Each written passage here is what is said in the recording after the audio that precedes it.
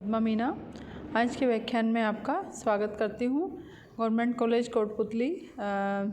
आज के व्याख्यान में मैं आपको राजनीति विज्ञान के मूल आधार में लोकतंत्र के लिए कौन कौन सी परिस्थिति आवश्यक है या वो कौन कौन सी परिस्थिति होनी चाहिए जिसका हम कह सकते हैं कि एक सफल लोकतंत्र की स्थापना की जा सकती है। जैसा कि मैंने आपको पूर्व के व्याख्यानों में बताया था कि लोकतंत्र क्या है, लोकतंत्र को किस तरह से परिभाषित किया जा सकता है और लोकतंत्र संबंधी विभिन्न सिद्धांत क्या है, लोकतंत्र के गुण और दोष क्या है, इन सब पर मैंने आपके सामने पिछला व्याख्यान प्रस्तुत किया था। अब आज मैं आपको लोकतंत्र की सफलता के लिए कौन कौन सी परिस्थितियाँ आवश्यक है उस पर हम आज हमारे चर्चा या अध्ययन का विषय यह है। तो लोकतंत्र के लिए कौन कौन सी परिस्थिति आवश्यक, उनमें पहली परिस्थिति है शांति और व्यवस्था का मौजूद होना। अर्थात लोकतंत्र तभी सफल हो सकता है विद्यार्थी जब देश में आंतरिक व्यवस्था सामान्य हो और युद्ध और बाहरी आक्रमणों का भय नहीं हो, और ऐसी स्थिति में सत्ता का विकेंद्रीकरण बना रहता है और व्यक्ति अपनी स्वतंत्रता को उपभोग करते हैं।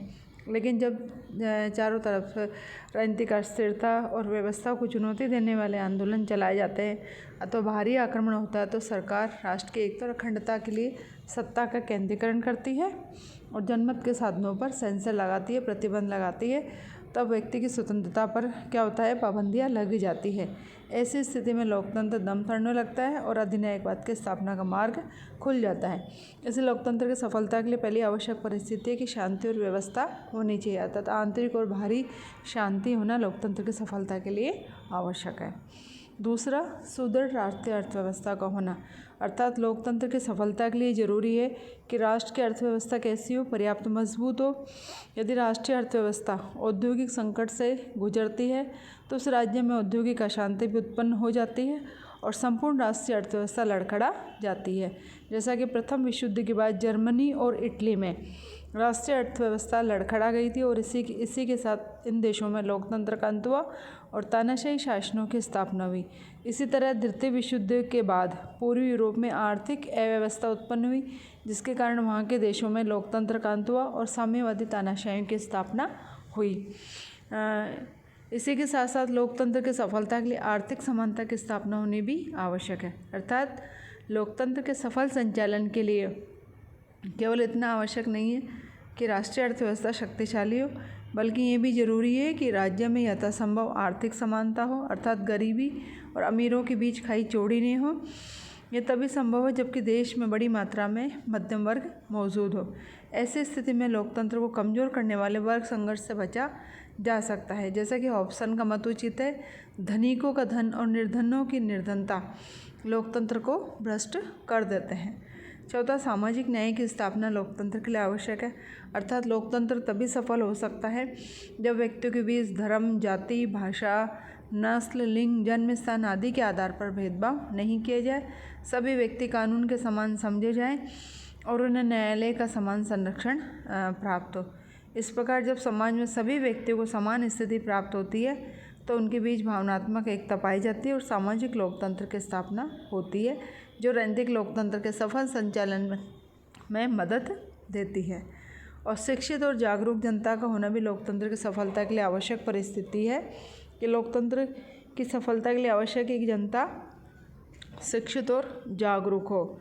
शिक्षित जनता ही लोकतंत्र की समस्याओं को और इसकी प्रक्रिया को समझने में समर्थ होती है और स्वस्थ जनमत का निर्माण कर सकती है। इसके अलावा जब जनता जागरूक होती है तो सरकार की लोकतंत्र विरोधी नीतियों और कार्यों का विरोध करने में भी समर्थ होती है। इससे भी लोकतंत्र की रक्षा होती है और सफलतापूर्वक कार्य करता है।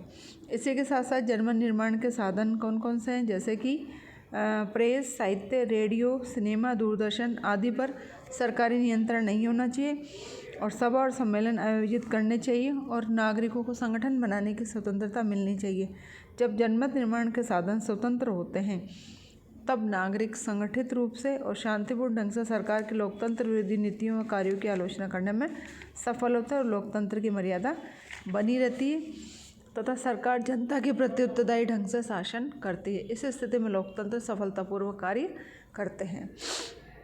लोकतंत्र की सफलता के लिए नागरिकों का नैतिक और राष्ट्रीय चरित्र उत्तम होना चाहिए और ऐसा जिस समाज में होता है वहीं लोकतंत्र की सफलता बहुत ज़्यादा होती है, वहाँ लोकतंत्र सफलता की आशा बहुत ज़्यादा होती है कि ऐसा समाज जिसमें व्यक्ति अपने अधिकारों कर्तव्यों का उचित प्रयोग करते हैं और वे सार्वजनिक समस्याओं पर लोकहित की दृष्टि से विचार करते हैं और साथ ही नागरिकों के प्रति सहिष्णुता, उदारता, सहानुभूति, सेवा, प्रेम आदि का व्यवहार करते हैं और अपने राष्ट्र से प्रेम करते, तभी लोकतंत्र वहाँ पे सफल होता है। और जब जनता का नागरिक नैतिक और राष्ट्रीय चरित्र सुदृढ़ होता है, तब भी लोकतंत्र की सफलता निश्चित होती है।